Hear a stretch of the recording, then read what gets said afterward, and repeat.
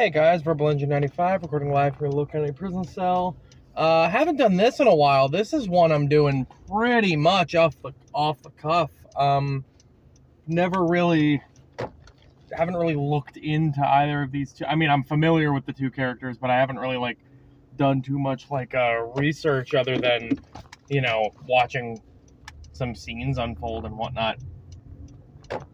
But because they are relatively, I don't want to say basic, because that would be kind of, limiting to them, but they are, pretty human characters with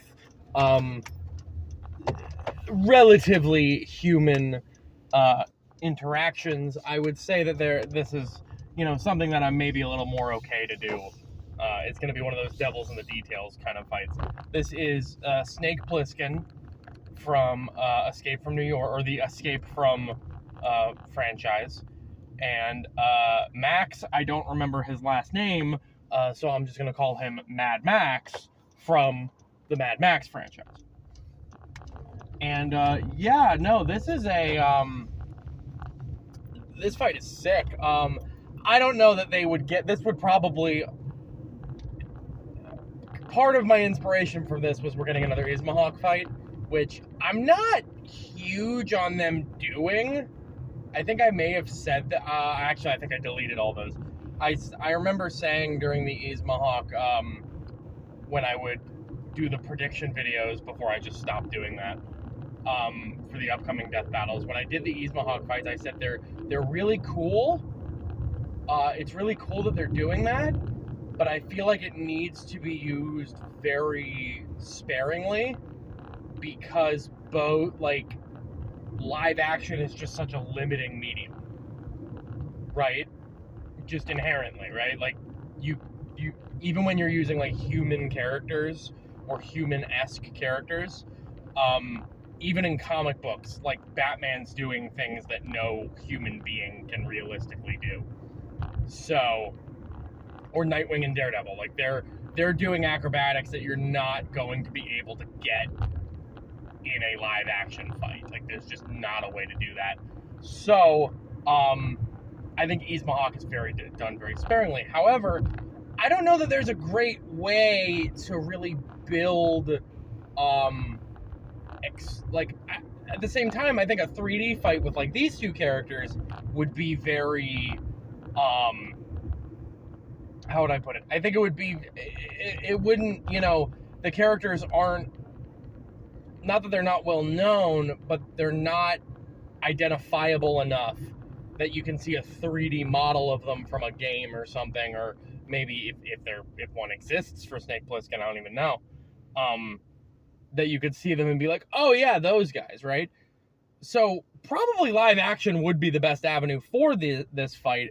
They do happen to also be live action movies, with not many other adaptations to my knowledge.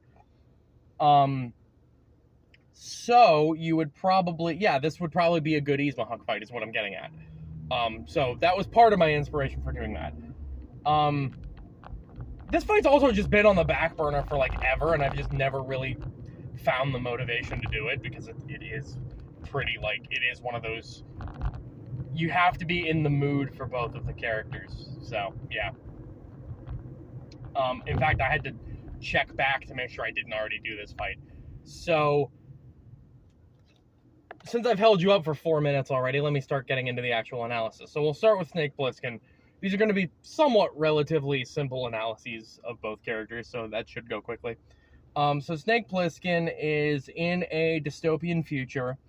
He is a criminal. He's an ex-military criminal who's wanted in pretty much the entirety of, the United States. And, in this future, pretty much every creature comfort is outlawed, which is what tries to make it dystopian. There's no smoking, no drinking, no women unless you're married, etc., etc. Right? And so, all of the criminals are put into one are put into one of multiple areas to basically fend for themselves. So in the first one, it's New York. All the, a bunch of criminals are put into New York, and, okay, they just live in a criminal world, and they kill each other, and it's lawless, and, they just can't escape. And then the second one's LA. They do the same thing for LA. They just put a bunch of criminals in LA and say, okay, if you guys want to kill each other, kill each other. If not, whatever. So in a weird way, the, and this has been the inspiration for many, many different works, like, Resident Evil and Metal Gear Solid and all that other stuff.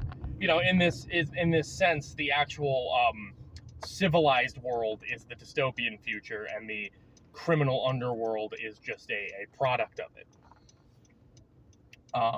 Commentary.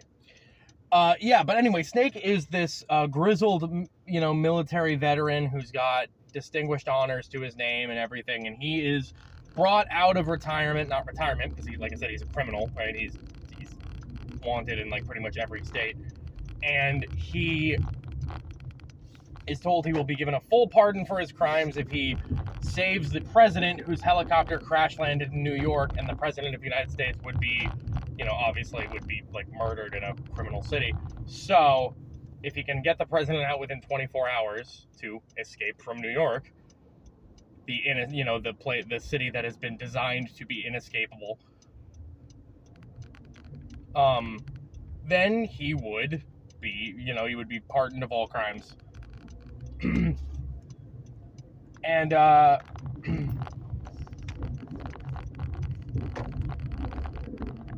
of course he is capable of doing this due to, like I said, his military past, which would gives him many forms of combat expertise, many forms of weapons mastery, just a grizzled hard exterior, as he can withstand conditions that people aren't normally meant to withstand, as well as just an altogether badass approach to life.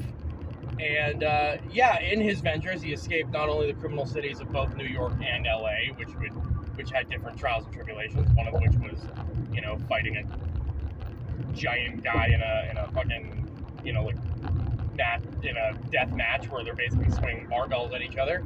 And one of which was playing a game of horse basketball, where if you don't make it within the time limit, you get machine gunned to death. So, yeah.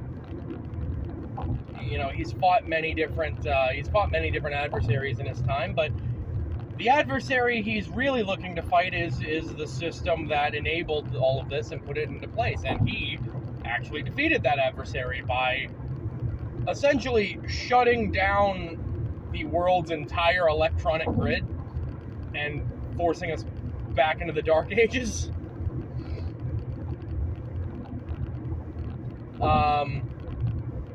The idea being that, humanity and its base natures would just reset itself. But yeah, that's Snake Plissken, and, he's a total badass for a reason. As far as, like, equipment goes, it would just be handguns, etc., etc. He is fast enough. I mean, I would say he's fast enough to outdraw several different men, but he is a cheater. He doesn't fight honorably, which, why would he? Everyone else in the city is a criminal. I would say he's fast enough to outdraw, 4 guys at once, but because he threw a can in the air and said, when this hits the ground, we'll draw. And then he throws the can and then just shoots them all, and then goes draw, like when it hits the ground. Yeah, like, he's a cheater. He doesn't play fair. But, again, what is fair? But yeah, as far as equipment goes, we know he's got some degree of body armor. We know he's got, well, maybe not body armor, but he's got some degree of, like, military paraphernalia. He's got at least some standard issue weaponry, or at least what we can assume is standard issue weaponry at some point in the future. He's got a big ass handgun, I know that. But like I said, he's very good at improvising and fighting. with non-standard weaponry. Now on to Max. So Max is a former police officer in what is the beginning of a dystopian kind of nightmare world. Who is his whole, his entire family, his wife and daughter are murdered, and that pretty much drives him to the point of realizing, if you play by the rules of the world, then the world kind of wins. The house always wins. So he becomes an adversary in a mad world, and becomes Mad Max. Now Max is nothing without his vehicle expertise, where he would, because the world is basically a desolate wasteland where gasoline is lifeblood, and the madmen with power are the ones that control everything. Max needs a ride, right, in order to get through, to traverse this wasteland. And he definitely has his vehicle, which he is equipped with all the doomsday necessary things: battering rams, razor blades, all that sort of stuff. But he's definitely worthy on his own. He's fought many different freaks of nature, like I've said, Lord Humongous, Master Blaster, all that sort of stuff. Whether it be on the road, or whether it be in a confined area, like the Thunderdome. However, Max would be, like I said, he's very adept on his own. He's, because of his police training, he no doubt would have some amount of weapons training and some amount of combat training. And he's been shown that the world has definitely chiseled him in wherein by surviving this world, he's become much more skilled and adept, being able to his reflexes being honed, for instance, to be able to grab a snake before it can bite him and all that sort of thing. So he's one of the, like I said, he is a survivor in a world that has gone mad. And that's definitely affected his mental state. I mean, he tries to be, generally speaking, I guess what you would consider a good person, but he's relished in some barbarism in his time. He's he's been strapped. I mean, after all, he's been strapped to the hood of the car and been used as a meat shield. He's put a guy in a Saw-like situation where he has to hack off his own ankle in order to escape getting blown up. I mean, he's definitely not a nice guy. Now, we normally see him with, again, armed to the teeth with blades. He generally carries a shotgun with him. But again, as something like Thunderdome would show us, he's very, very adept at hand-to-hand combat. So, there's a reason this guy is able to take on empires and these massive, basically rulers of the world, post-apocalyptic, who have basically turned humanity into a functioning barbarism state. And but this is going to be a tricky fight because, like I said, these are both. I'm going to turn this back on so I can put the AC on because this is really hot. This is a tricky fight to do because, like I said, both of these characters are, for the most part, even though they have done exceptional things and are in ridiculous action movies, for the most part, comparatively, they're pretty human. So, how do we work on an example? Well, like I said, devil's in the details. You know, the really nitty-gritty differences are going to be the things that determine this. For instance, I would actually argue, despite Max having, you know, basically just police training and Snake being ex-military, you would think Snake would have more of a combat advantage, not to put anything against our, you know, our law enforcement officers here. But, then again, he's Australian, so I don't know what the fuck they do over there. But, you know, surviving in the world that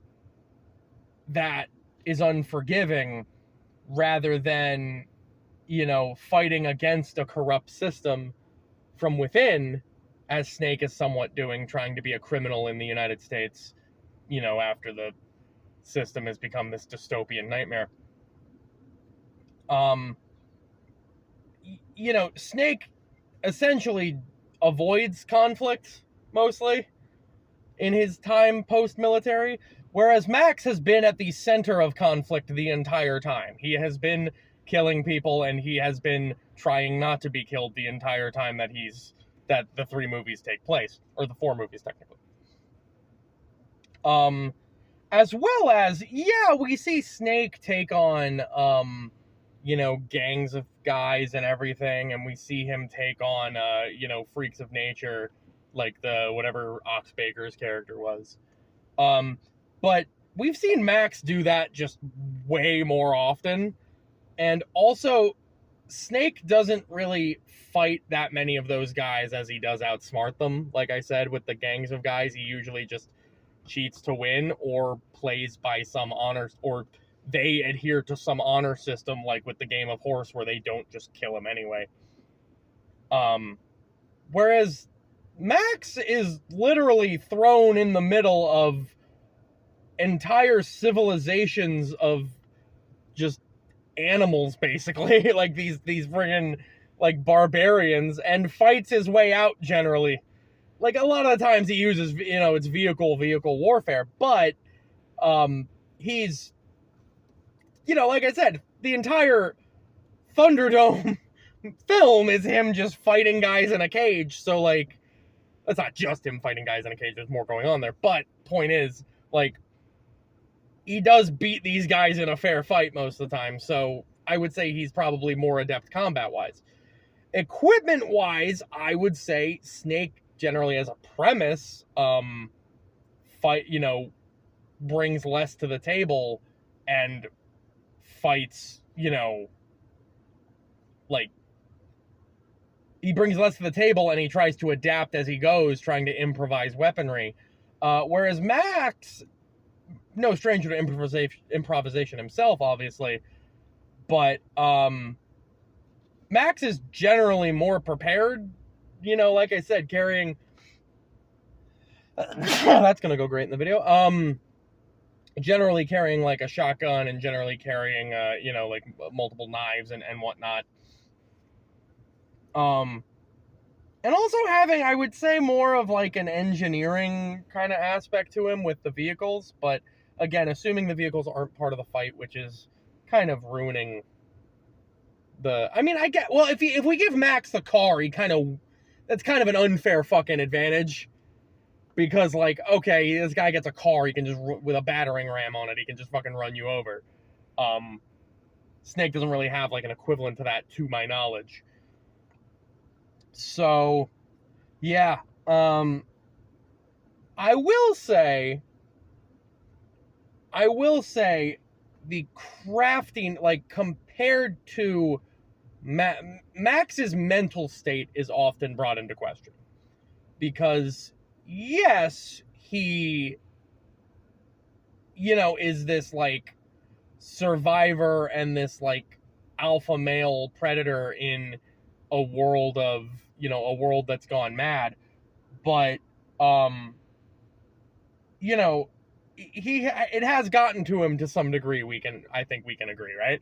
You know, again, you don't just decide to put people in a jigsaw contraption, you know, to cut their limbs off for their own life, without being suspect of something maybe irking you a bit. Whereas Snake is Snake is generally just capable of outsmarting other people. And, like I said, being able to, like, and we know he's more, like, Max has more of an engineering kind of, as far as the vehicles are concerned, he has more of an engineering advantage there, but Snake has, like, full-on computer, like, computer system. Like, he's, I don't want to say he's a hacker, but he's very good at, like, he's very good with computers, I would say, altogether. So, yeah, I don't know.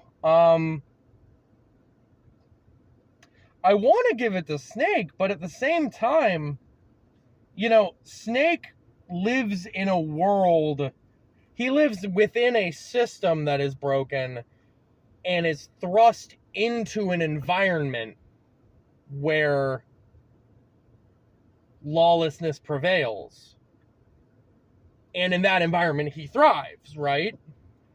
But Max, not to, especially with Tom Hardy being Mad Max, but, Max was born into that environment, raised by it, So, I would say that, like, Snake could probably outsmart Max and take advantage of how, like, crazy he is, but if we're just talking stats here, that's a thing, because, like, I would argue that's a much bigger advantage when characters are this close together than maybe just, like, the survivability and the, like, the stats of this. Like I said, I would argue Max has a lot more combat experience, and a lot more, or maybe just more combat prowess than Snake, because of, like I said, the worlds that they're put in. Snake spending so much time actively avoiding conflict, whereas Max is, like, thrusted into it, and has done, like, so much more of it throughout his films. But at the same time, right, Snake and Max have fought people who are physically superior to them and won. But most of the people Max fights are definitely more unstable than he is. Right? Like, Max fights, like, basically cavemen. Right? So he is the smart, crafty individual compared to them.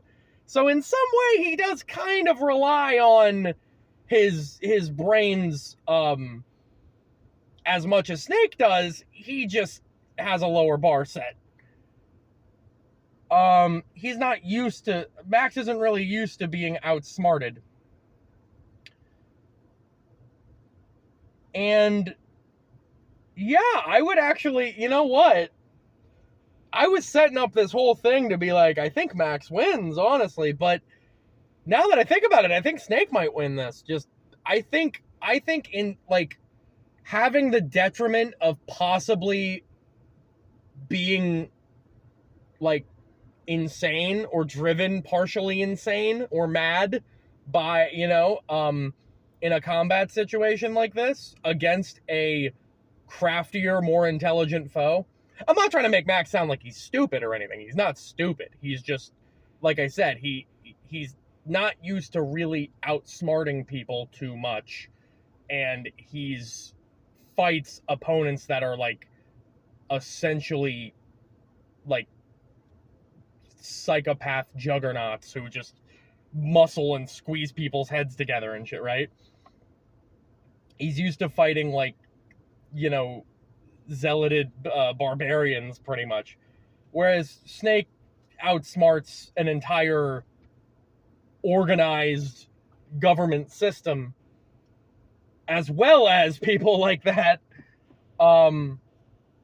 Yeah, I would say that is probably a better advantage than the physical advantage of combat experience in this case. So actually, I would say Snake takes this.